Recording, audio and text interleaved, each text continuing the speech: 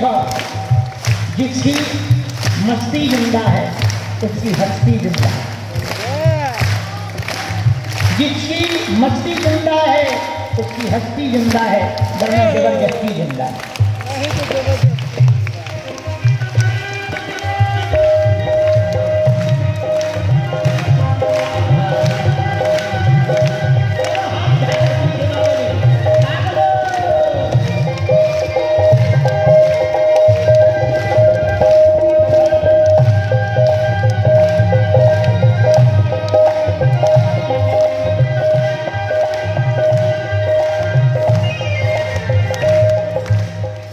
बांके बिहारी कजराने मोटे मोटे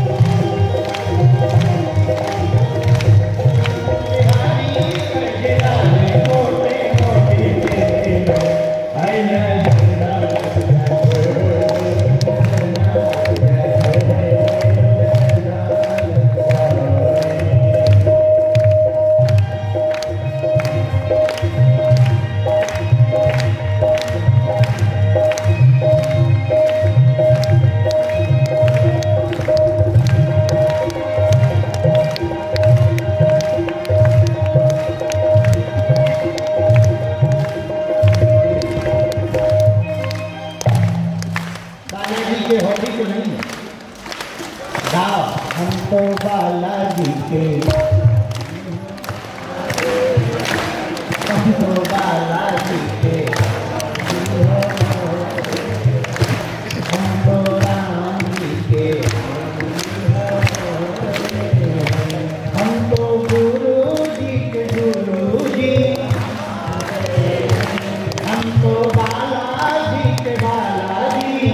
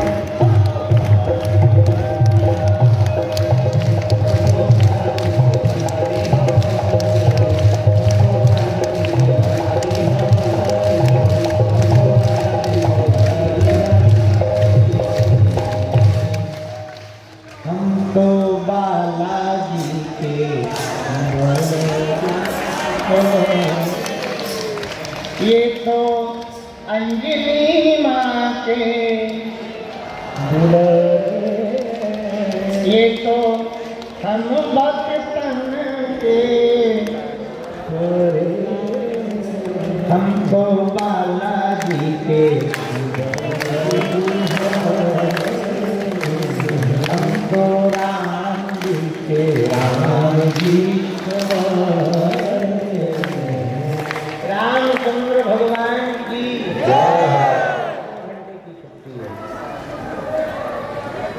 बालाजी महाराज की, सन्यासी बाबा की, दादा गुरुजी की, हर हर महादेव, भारत हिंदू राष्ट्र की। आज आप लोगों ने हमको सुबह लगभग 2-3 बजे छोड़ा था,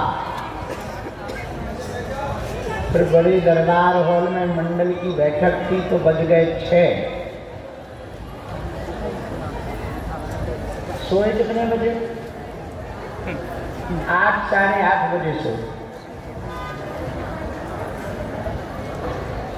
बुढ़ापे का शरीर है।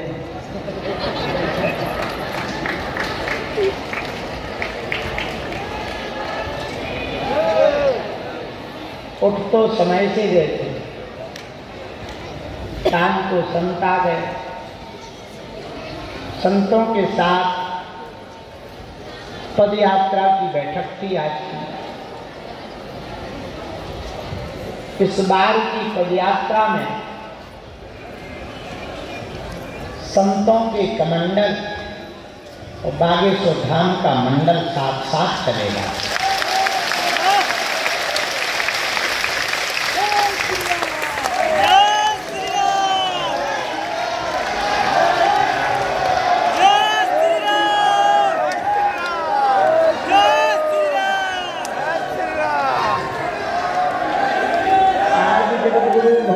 शंकराचार्य जी ने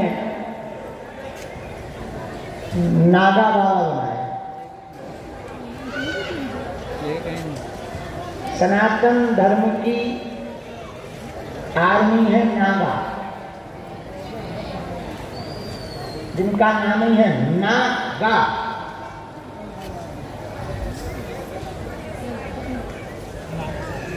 लगभग भारत देश में 13 लाख से ज्यादा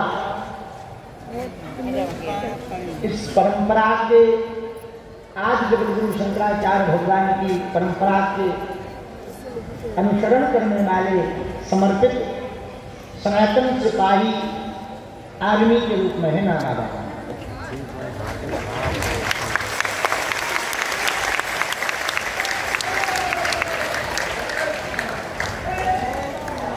एक 140 करोड़ लोगों के देश में लगभग 100 करोड़ हिंदू रहते हैं।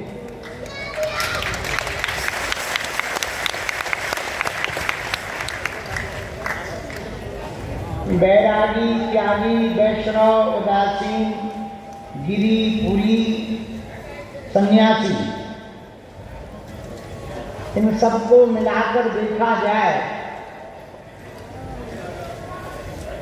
1 करोड़ का आंकड़ा पकड़ेगा।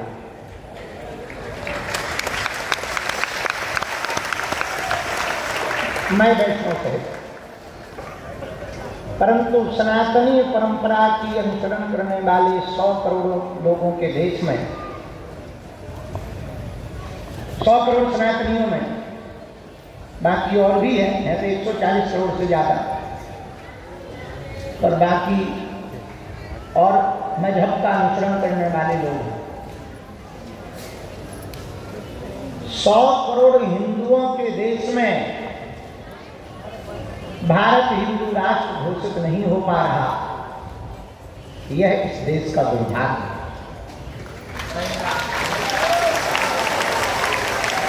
गाय माता राष्ट्र माता घोषित नहीं हो पा रही, यह इस देश का दुर्भाग्य है।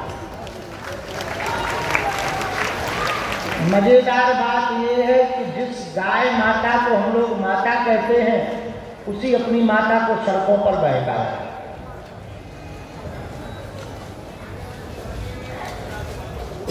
जिस देश में 100 करोड़ सनातनी रहते हैं, उस देश में रामायण जलाई जाती है, संतों पर प्रश्न उठाए जा रहे हैं, हाथ हटाइए, और संतों के वचनों पर बवाल किए जा रहे हैं। अब आप आश्चर्य बात सुनो कि आजकल यदि सत्य बोल दिया जाए तो दिक्कत है।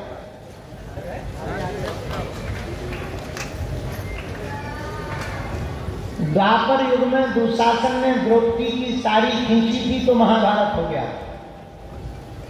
आज के जमाने में किसी को कपड़ा पहनने को कह दो तो महाभारत हो गया।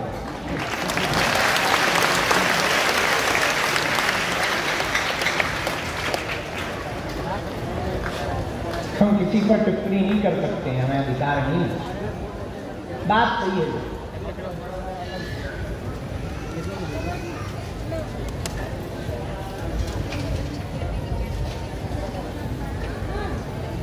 लोगों को हमसे दिक्कत थी तो हमें लगता था कि हम थोड़ा उपद्रवी आदमी हैं, बिना खुजली वालों को हम खाद कर देते, इसलिए हमसे दिक्कत। हम सही सही कह देते हैं, बिना लाग लपेट के बोल देते हैं, मुंह पे बोल देते हैं, हमें लगा इसलिए दिक्कत।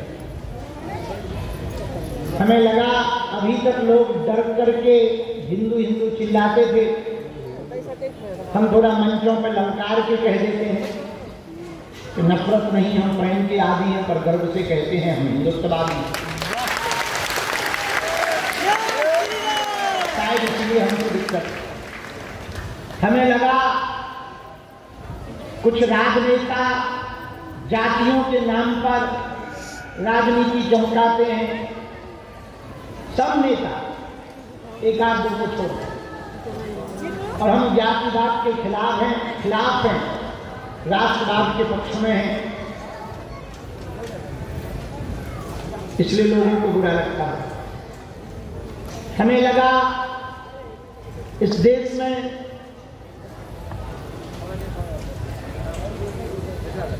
हवस का पुजारी है, तो हमने कहा हवस का पुजारी भर क्यों, हवस का मौलवी भी तो हो सकता है।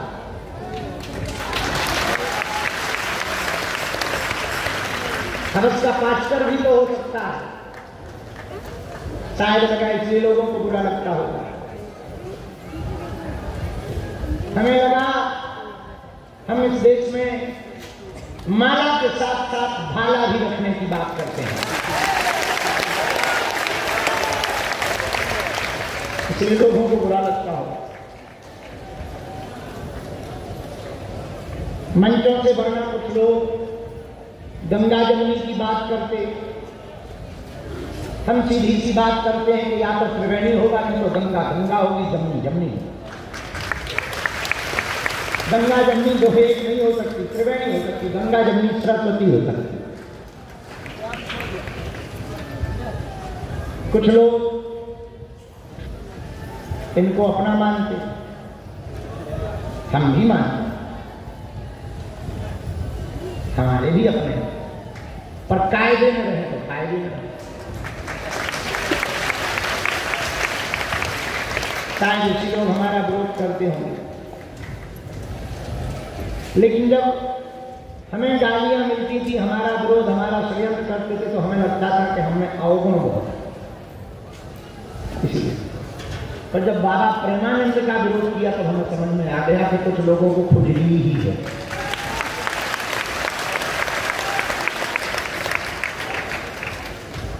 हमारा विरोध करना तो ठीक है, पर महात्मा प्रेमानंद जी का विरोध करना, वो तो उपदेशक महात्मा है, बड़े अच्छे भजनानंदी महात्मा है, उनका विरोध करना इससे सिद्ध हो गया कई लोगों को पेट की बीमारी।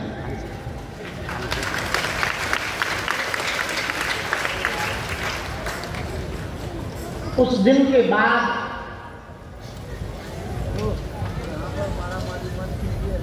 हमको एक बात और मन में बैठ गई कि इस देश में सत्य बोलना बड़ा कठिन है। ये बात भी सही है कि हर स्त्री बुरी नहीं होती,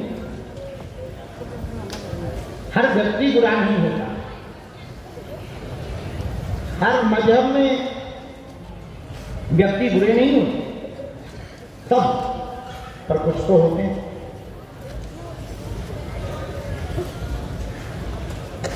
दूसरी बात, अपने अपने समाज को देखने का नजरिया। जो सनातन को मानते हैं उनको हम ठीक लगते हैं, जो सनातन को नहीं मानते उनको हम दुश्मन लगते हैं। जिनको हम मिल जाते हैं, वाह वाह महाराज जी बहुत सरल, जिनको ना मिला तो 600 गालियां दी। बड़ों को ही सुनते हैं, हमारी तो सुनते ही नहीं। 3 दिन से डले हैं, न रोटी खा रहे हैं, न कुछ कर रहे हैं, काम छोड़ के आए हैं, हमारा तो नंबर ही नहीं आ रहा है, गरीबों का कोई नहीं होता है। जय हो माता जी।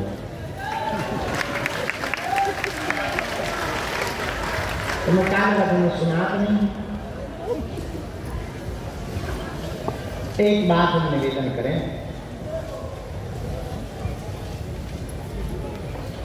भले ही लाखों करोड़ों लोगों की लाइन लगी हो और उसमें एक भी सत्यवादी व्यक्ति पहुंच जाएगा तो सबकी नजर उसी पर जाएगी।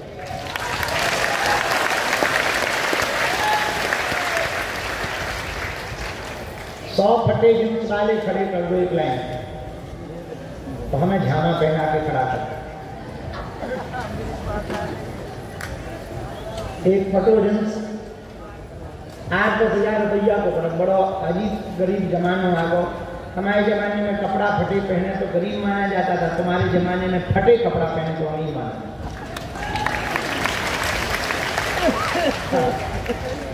हम एक दिन मनी मन पछता रहे थे कि काश अब पैदा हुए हो, क्योंकि हमारा पजामा हर बार फट जाता। यदि अब पैदा हुए हो गए तो फटा पजामा पहन के भी निकलते तो कहते क्यों पंडित जी क्या? हम कहते डिजाइन है।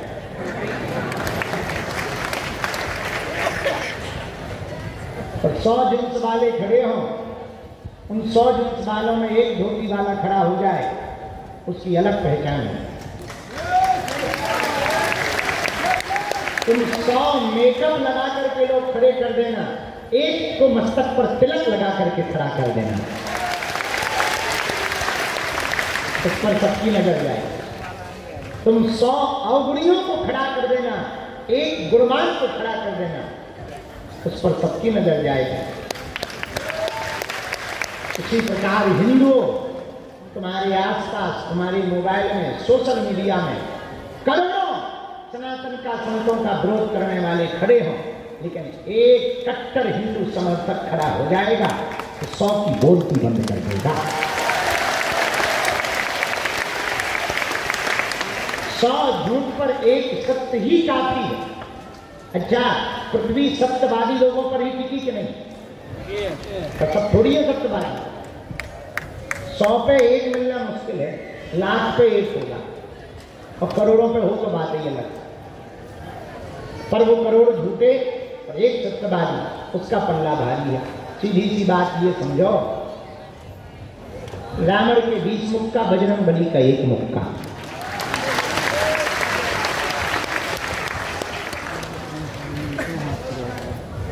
सौ सुनार की 1 लोहार की। इसका 1 घंटा तुम्हारा, हिंदू राष्ट्र हमारा। हिंदुत्व के लिए, सनातन के लिए आप 1 घंटे का समय निकालना प्रारंभ कर दो, तो ये जो संतों पर टिप्पणी कर रहे, जो रामचरितमानस पर टिप्पणी कर रहे, जो भारत पर टिप्पणी कर रहे, भारत माता पर टिप्पणी कर रहे, जो गौ माता पर टिप्पणी कर रहे, देख लेना, तुम हमारा साथ भर दो, हम तुम्हें हिंदू राष्ट्र देंगे। भारत हिंदू राष्ट्र होगा तो गाय माता राष्ट्र माता होगी। भारत हिंदू राष्ट्र होगा तो गीता और रामायण राष्ट्रीय ग्रंथ होंगे। भारत हिंदू राष्ट्र होगा तो गंगा घर घर होगी। भारत हिंदू राष्ट्र होगा तो सनातन का ध्वज लहराएगा। भारत हिंदू राष्ट्र होगा तो हिंदुओं को फिर धर्मांतरण नहीं करना पड़ेगा। भारत हिंदू राष्ट्र होगा तो हिंदुओं को घर छोड़ करके नहीं जाना पड़ेगा। और यदि भारत हिंदू राष्ट्र होगा, Mauritius, Bangladesh, Fiji, Indonesia, Australia, जहां जहां हिंदू रहते हैं, यदि उनको वहां से किसी कारणवश हटना पड़े तो भारत दोनों बाहें फैला करके उनका स्वागत करेगा।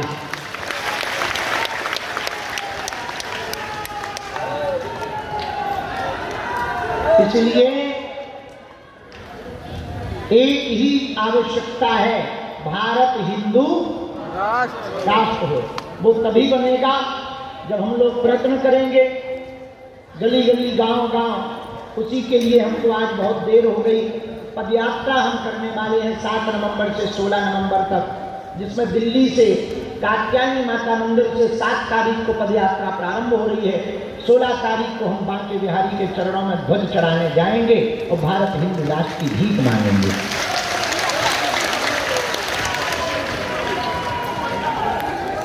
आप सभी हिंदुओं से प्रार्थना है, अपनी बहन बेटी, अपने बच्चे, आने वाली पीढ़ी, इनको यदि आप सुरक्षित करना चाहते हो, अपनी बेटियों को लव जिहाद के चक्कर से, अपनी जमीनों को लैंड जिहाद के चक्कर से यदि तुम बचाना चाहते हो, एक ही उपाय है, आगे आओ, भारत को हिंदू राष्ट्र बनाओ।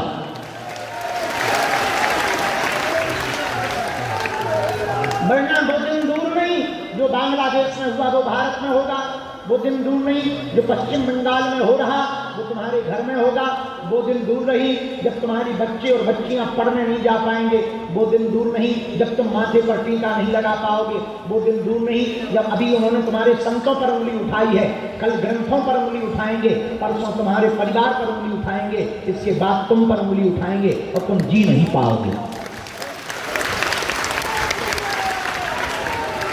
हम दिन रात भले ही रातों भर दरबार लगाते हैं, बैठ जाइए, ये बैनर वगैरह बंद करिए, हे माता जी बैठ जाइए, पीछे वाले लोगों को नहीं दिख रहा है।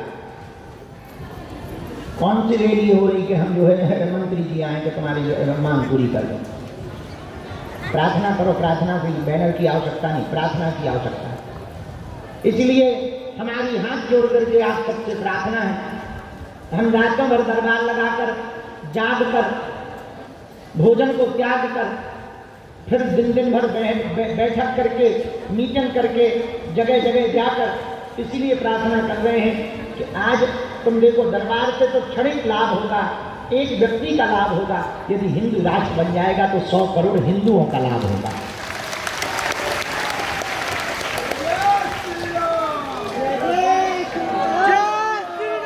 7 नवंबर से 16 नवंबर तक होने वाली पदयात्रा के लिए आप लोग संकल्प ले लीजिए। हमें भरोसा है हनुमान जी दया करेंगे, भारत हिंदू राष्ट्र होगा।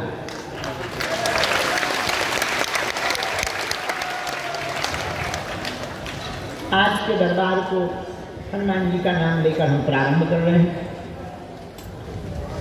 जितनी देर तक सन्यासी बाबा की कृपा होगी हम बैठेंगे।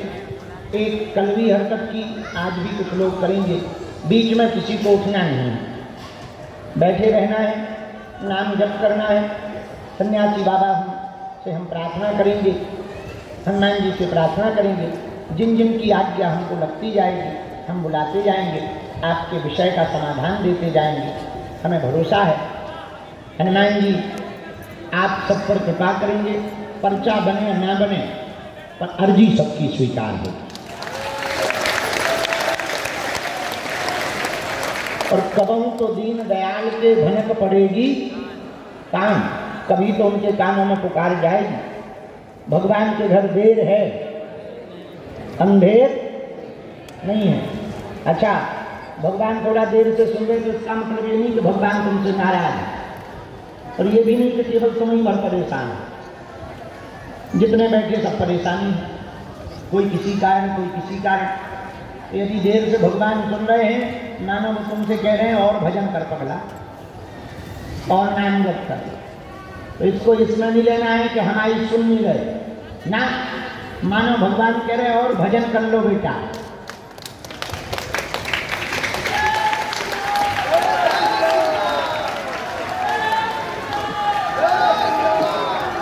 हमारे सामने, अच्छा, हम एक दिन अपने गुरु जी के बारे में भी विचार कर रहे थे, सन्यासी बाबा के बारे में। उनके सामने भी बड़ा द्वंद्व रहता। कई लोग 3-3 साल से आ रहे, 4-4 साल से आ रहे, मिल नहीं पाए, और कुछ लोग 3 दिन पहले आए। अब उनके सामने बड़ी दुविधा रहती है कि यदि 3 साल वाले को नहीं बुलाएंगे तो वो क्या विचार करेगा, इतने दिन से आ रहे हमारी सुन ही नहीं रहती। तो भगवान सबके ऊपर वो दया करते हैं, बालाजी सब पर कृपा करते हैं, सबकी पुकार सुनते हैं। थोड़ा धैर्य, हमको आपसे कुछ नहीं चाहिए, बस एक ही बात चाहिए, थोड़ा धैर्य। क्योंकि हम भी आदमी हैं, मशीन तो है नहीं कि चलो गुरु जी यहाँ चार्ज कर दो फिर बैठा लो। बैटरी बैकअप तो है नहीं। अब तो और आगे के लोग बुढ़ापे की आंखें हो गई, आंखें थोड़ी देर में दबन लगती कि सो जाओ, पेट कहने लगता रसगुल्ला ले आओ। फिर भी बैठे बैठे प्रयत्न है कि जितने ज़्यादा से ज़्यादा लोगों का भला हो जाए उतना अच्छा है। इसलिए ना तो कोई बीच में चिल्लाएगा, ना कोई बीच में खड़ा होगा, वरना हमारी सेवादारों को आज्ञा है उनको तुरंत सबसे पीछे ले जाना, ताकि दूसरे का समय खवे न। और मन में राम नाम का जप करना, साथे चढ़ जा ठटरी के बड़े चल होता नहीं चल। तो आज के दिव्य दरबार में जितने भी लोग उपस्थित हैं, भगवान बागेश्वर बाला जी की चरणों को दंडवत करते हुए हम आज के दरबार को प्रारंभ कर रहे हैं। दोनों हाथों को जोड़ लो सबको।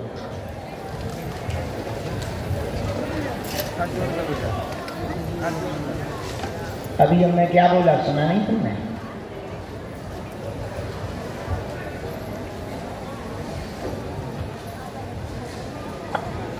कि व्हील चेयर वालों को बेटा आगे लेता, वहां मत बैठा। जो व्हील चेयर वाले दादाजी है ना, उनको यहाँ आगे कर दो। दोनों हाथ ऐसे जोड़ लें।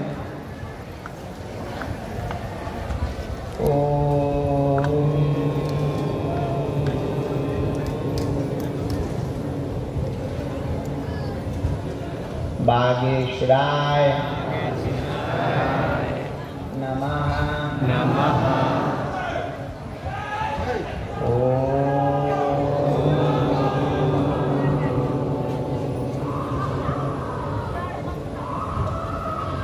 हम हनुमते नमः।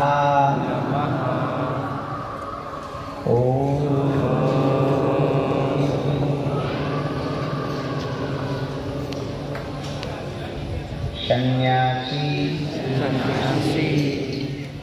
देवाय नमः।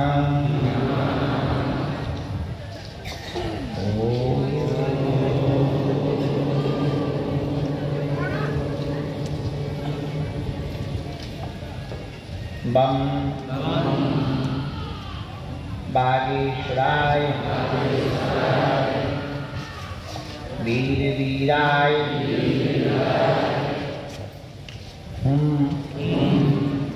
हट स्वाहा।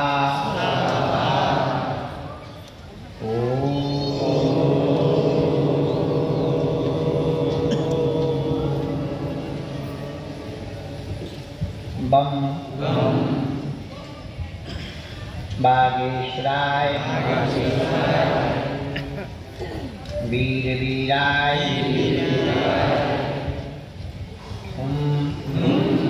हट स्वाहा। अपने अपने कुल देवी देवताओं को प्रणाम करो।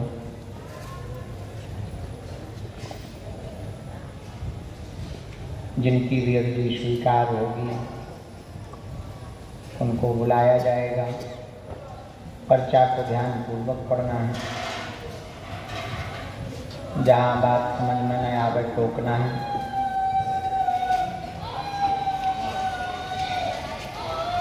जो आपको लगे कि ये बात गुरुजी हमारी समझ नहीं आई, आप हमको कह सकते हो।